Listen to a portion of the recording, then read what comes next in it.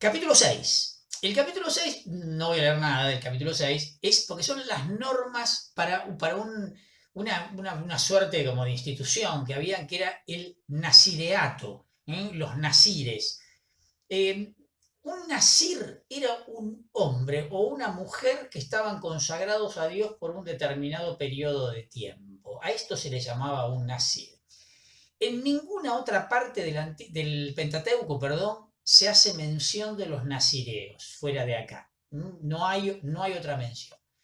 Durante el periodo de consagración, el nazir no podía tomar vino ni ninguna otra bebida fermentada, no se podía cortar el cabello y tenía prohibido todo contacto con un cadáver. Estas eran las condiciones para que alguien pueda considerarse nazir. ¿Dónde vuelve a aparecer esto? Fuera del Pentateuco, por supuesto, ¿no? En el relato del famoso Sansón, en el libro de los jueces, capítulo 13, versículo 2 al 7. Sansón era un nazireo, por eso tenía el famoso pelo largo. Pero es curioso porque en el caso de Sansón, en el libro de los jueces, era considerada de por vida la consagración, mientras que acá se considera por un tiempo determinado. Bueno, un detalle. El cabello, además, que no se lo podía cortar, de hecho era signo de fortaleza y a su vez era lo característico del nazireo. De hecho, a la vid no podada se le daba el nombre de vid nazirea, ¿no? Concretamente. O sea que fíjense la influencia que tenía la palabra. Quizá también haya alguna relación entre esta característica del voto y el ritual de la Guerra Santa, en la que los luchadores también se dejaban crecer el cabello. Tal vez tenga algo que ver esto. Bueno, en general, las leyes de los capítulos 5 y 6, que venimos describiendo, interrumpen el hilo narrativo de Números, pero estas inserciones fueron hechas evidentemente con una finalidad. El autor, al unir estas normas, todas muy posteriores a los acontecimientos en torno a la figura de Moisés, las asocian al resto de las leyes que venían del mismo Dios. Este es el objetivo de ubicarlas en este momento, ¿no? Aún interrumpiendo el relato. Y por último, el capítulo 6 termina, esto sí lo vamos a leer, con una bendición sacerdotal hermosísima. Leo los versículos 22 al 27, con el que termina en el capítulo 6. Dice, el Señor dijo a Moisés, habla en estos términos a Aarón y a sus hijos. Así bendecirán a los israelitas. Ustedes les dirán que el Señor te bendiga y te proteja, que el Señor haga brillar su rostro sobre ti y te muestre su gracia, que el Señor te descubra su rostro y te conceda la paz, que ellos invoquen mi nombre sobre los israelitas y yo los bendeciré. Una hermosísima oración que era empleada por los sacerdotes, seguramente, o por lo menos esta era la indicación, cuando bendecían al pueblo. El versículo 25 dice que el Señor haga brillar su rostro sobre ti, representa un signo de la complacencia divina, ¿no? La palabra que se traduce por ser propicio o muestre su gracia es Hanán, que es una palabra que aparece muy frecuentemente en los salmos, ¿no? Como característica.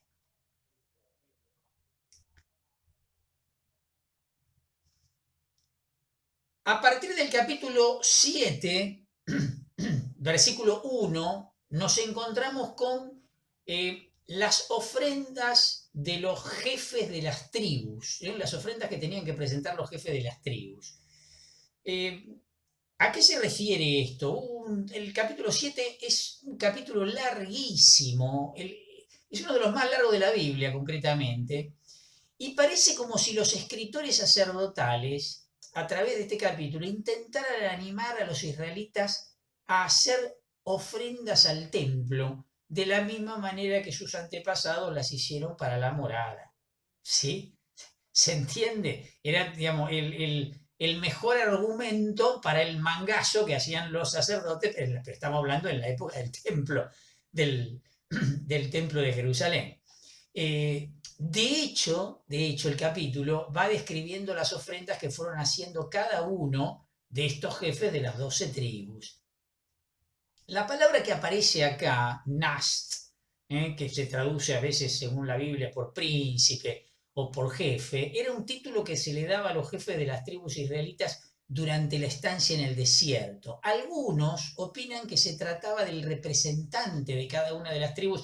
¿Se acuerdan cuando hablamos muchas veces en la anfictionía, en la reunión que se hacía de las tribus, cuando las tribus se asociaban o hacían alianza entre ellas?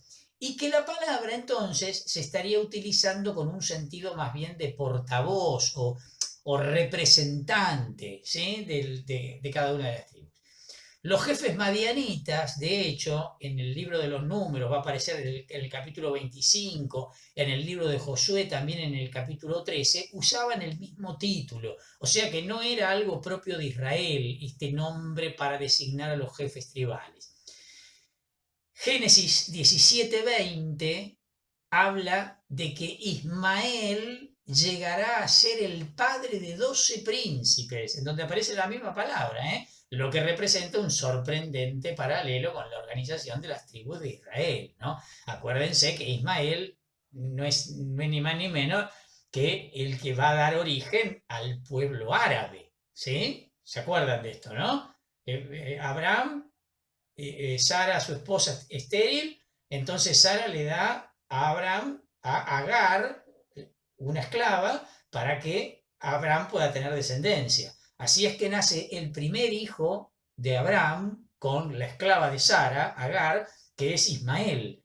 Pero luego vendrá el hijo de la promesa, cuando Dios vuelva la fertilidad a Sara y entonces tenga un hijo con su legítima esposa, con Sara, que ese va a ser Isaac. Bueno, Ismael va a ser el origen del pueblo árabe e Isaac va a ser el origen del pueblo judío.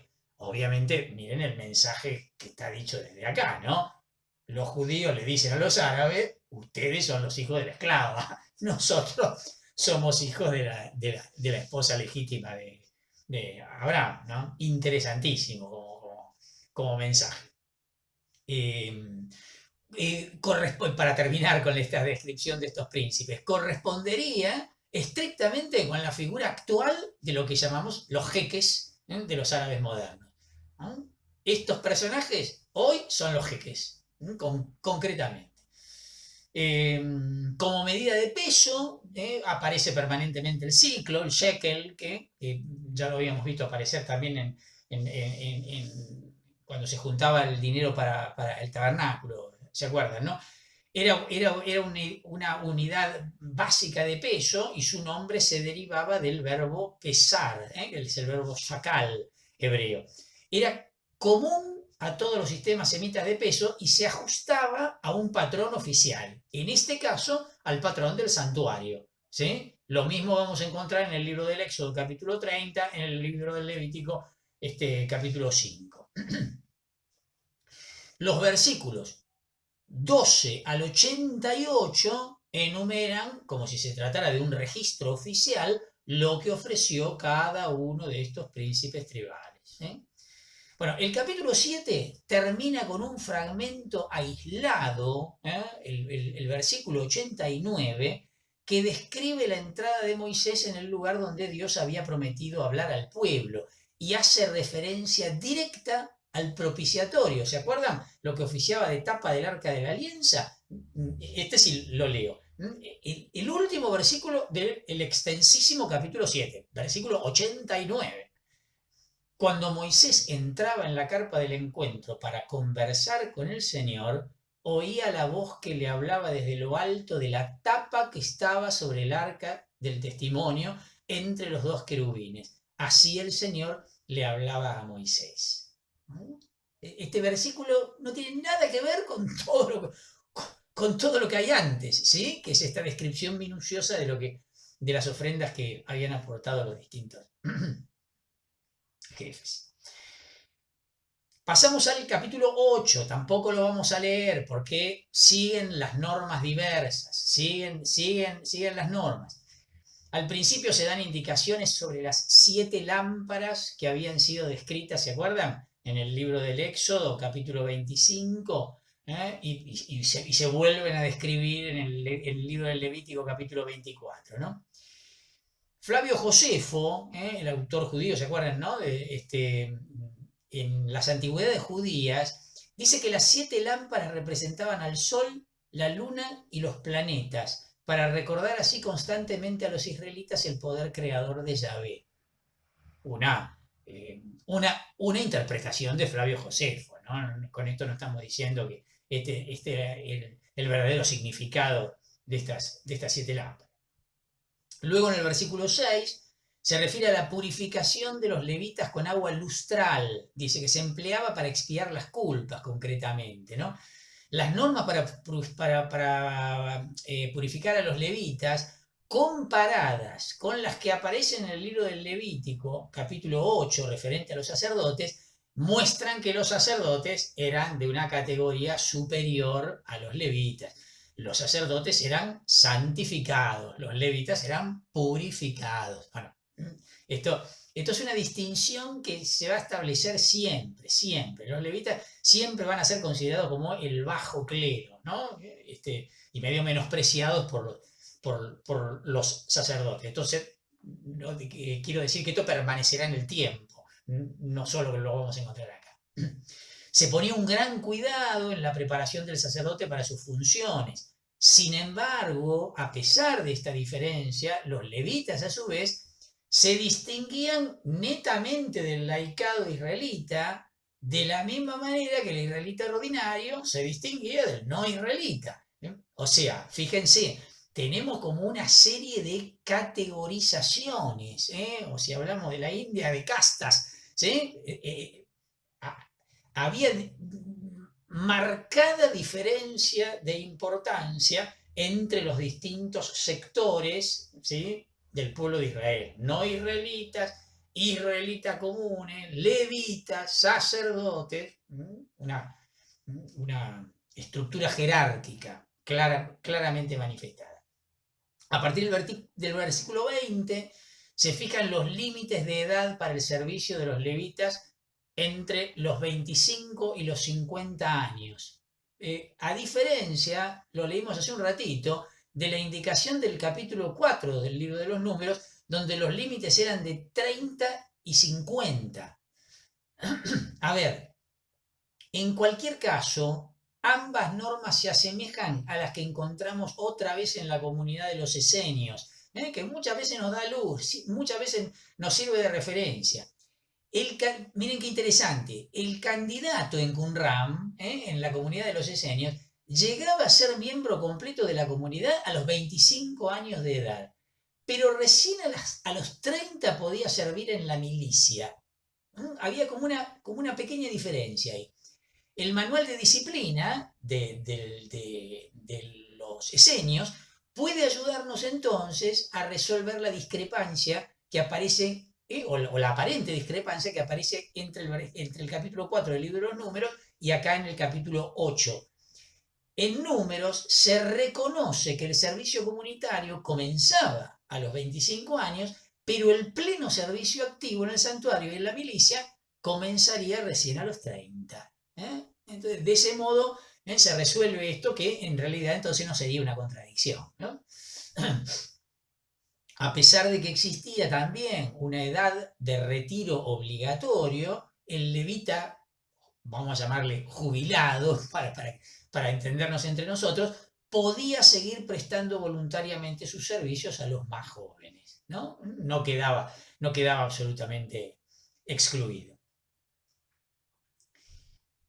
A partir del capítulo 9 empezamos a prepararnos para continuar la marcha, ¿sí? Aparecen los preparativos del viaje. Esto sí vamos a leerlo porque aparecen algunas cosas interesantes, y porque además nos vamos acercando a lo que va a dar lugar a la continuación de la sección narrativa que se había interrumpido. Leo capítulo 9, entonces, versículos 1 al 14. En el primer mes del segundo año, después de la salida de Egipto, el Señor dijo a Moisés en el desierto del Sinaí: que los israelitas celebren la Pascua en el tiempo establecido.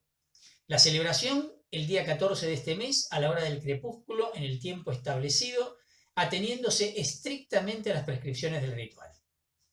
Entonces Moisés mandó a los israelitas que celebraran la Pascua, y el día 14 del primer mes, a la hora del crepúsculo, ellos la celebraron en el desierto del Sinaí. Los israelitas lo hicieron exactamente como el Señor lo había ordenado a Moisés. Sin embargo, había algunas personas que se encontraban en estado de impureza a causa de un cadáver y no pudieron celebrar la Pascua ese día. Por eso se presentaron a Moisés y a Aarón aquel mismo día y les dijeron: aunque somos impuros a causa de un cadáver, ¿por qué nos vamos a ver excluidos de presentar la ofrenda del Señor a su debido tiempo como los demás israelitas? Moisés les respondió: quédense aquí mientras yo voy a oír las instrucciones que me da el Señor respecto de ustedes. Entonces el Señor dijo a Moisés: habla en estos términos a los israelitas.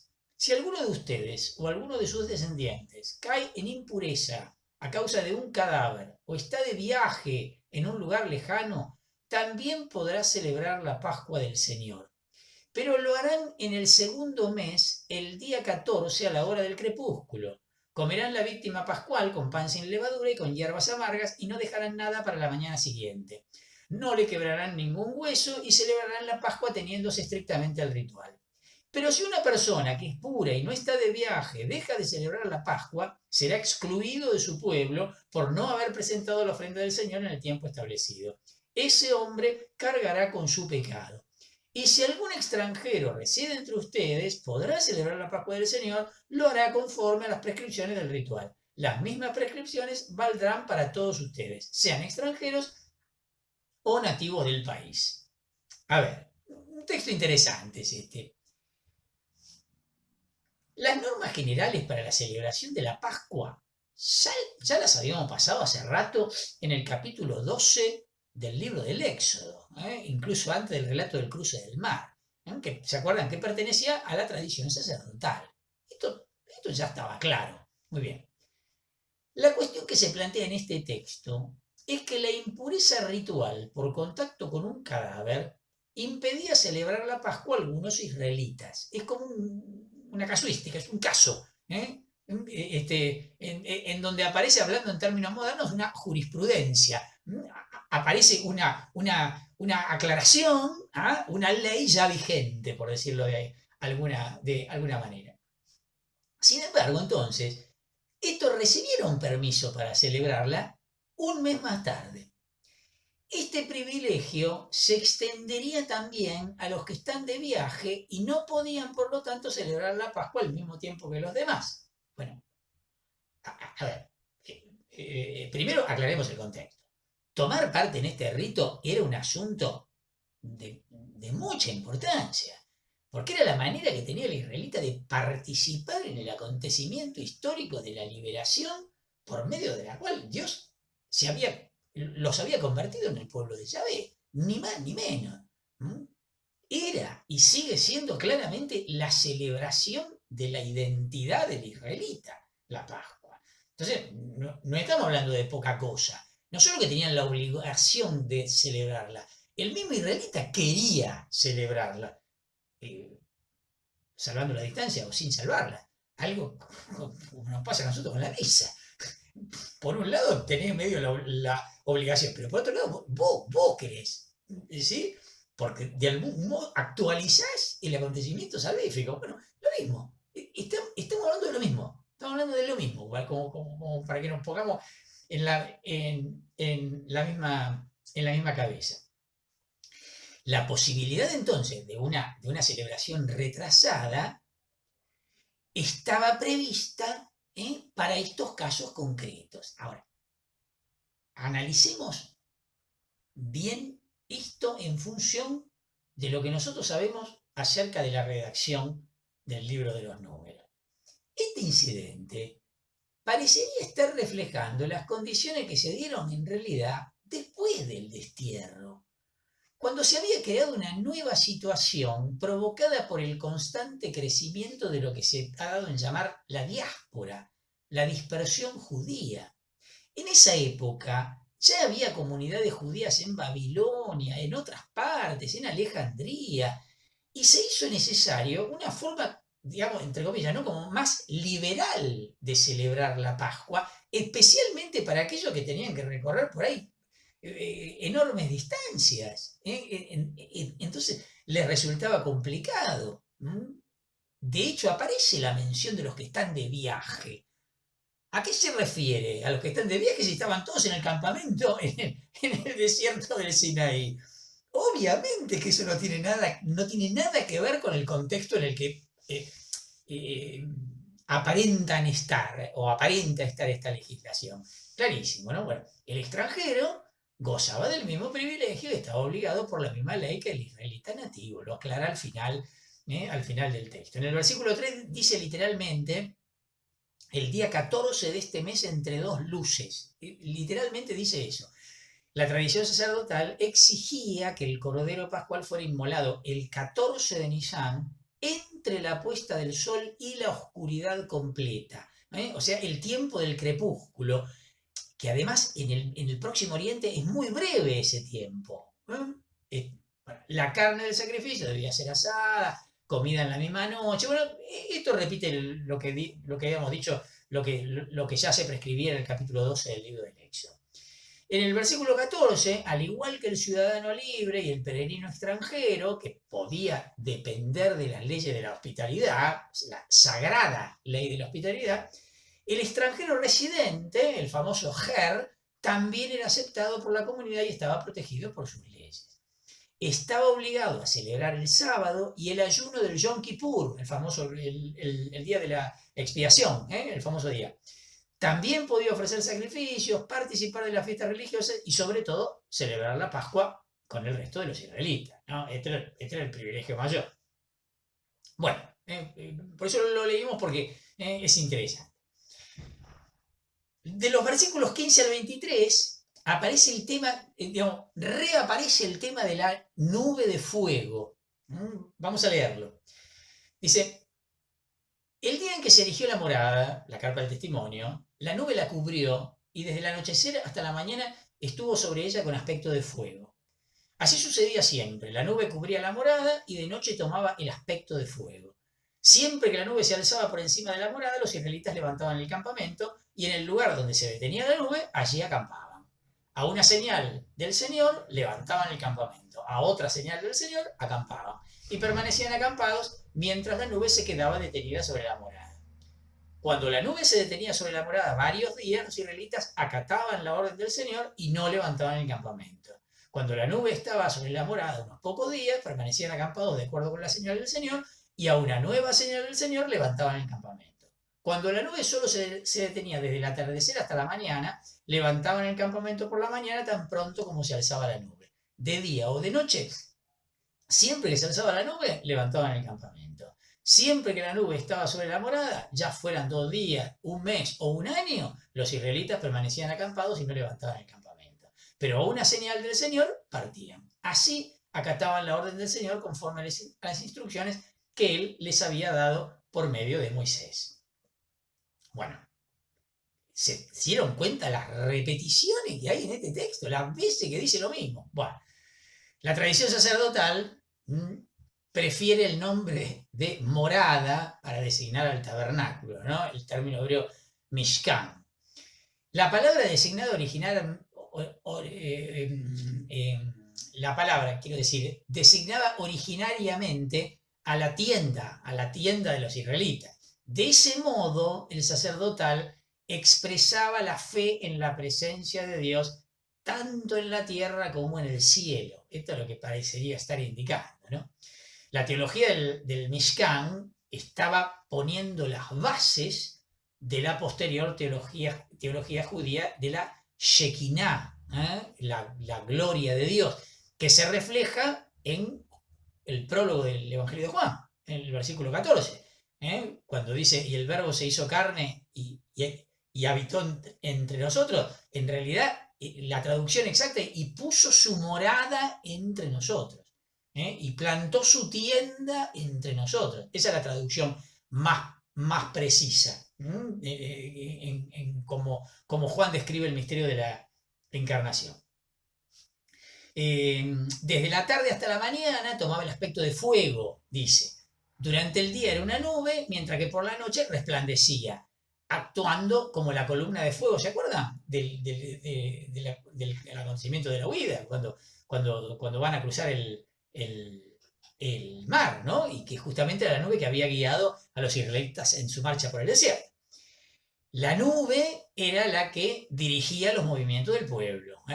Lo dice 1000 veces, lo dice. Cuando descendía, acampaban. Cuando se levantaba, arrancaban.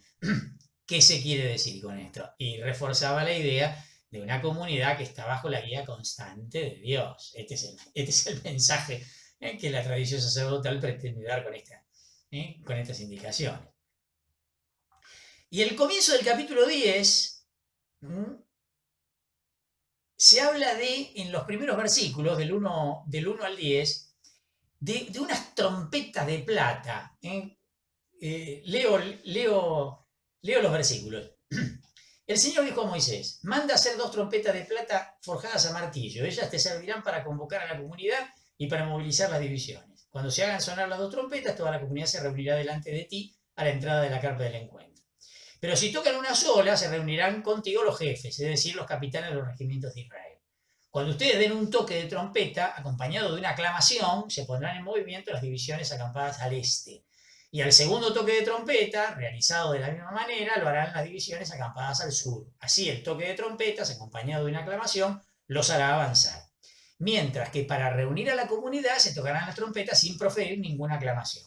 Las trompetas las tocarán los hijos de Aarón, los sacerdotes. Este será para ustedes y para sus descendientes un decreto irrevocable a lo largo de las generaciones. Cuando ustedes en su propia tierra tengan que combatir contra un enemigo que venga a atacarlos, deberán tocar las trompetas profiriendo aclamaciones. Y el Señor su Dios se acordará de ustedes y se verán libres de sus enemigos. En las grandes ocasiones, en las fiestas y en los días de luna nueva, tocarán las trompetas sobre los holocaustos y sus sacrificios de comunión, y este será para ustedes un memorial delante de su Dios. Yo soy el Señor su Dios. Bueno, el último tema que aparece antes de la salida, es la preparación de los israelitas, es fabricar estas trompetas de plata forjada. Bueno, ejemplos de estos instrumentos aparecen también en el arco de Tito. ¿Se acuerdan que habíamos dicho en la entrada del foro romano, donde aparecía también el candelabro de los 7 brazos, ¿no? Se la utilizaba normalmente para dar las señales en las batallas. Bueno, es obvio, ¿no? Porque el ruido estridente que tiene la trompeta superaba al del fragor, como se suele decir, de la lucha, ¿no? En el Egipto del Reino Nuevo y en otros lugares también del Próximo Oriente Antiguo, las trompetas eran utilizadas corrientemente con fines ceremoniales y militares, igual que lo que se está describiendo acá. La aclamación que aparece era un grito de guerra, un típico grito de guerra perteneciente al ritual del Arca de la Alianza, que normalmente era llevada a la batalla por los israelitas. Se trataba de una fuerte vociferación bárbara que intentaba, por un lado, alentar a los luchadores y por otro lado, sembrar pánico entre los enemigos. Esto lo hacían todos los pueblos. Hoy los rugbyers de Nueva Zelanda hacen el haka, que en última instancia sería exactamente lo mismo que esto, ante el partido de rugby. Y dice, cuando ustedes en su propia tierra tengan que combatir contra un enemigo, bueno, este versículo 9 en los escritos de Qumran aparece citado explícitamente en el marco de las disposiciones sobre la Guerra Santa, que era entendida por los esenios como la lucha apocalíptica definitiva entre el bien y el mal. Era como se entendía antes la guerra, en última instancia, ¿no?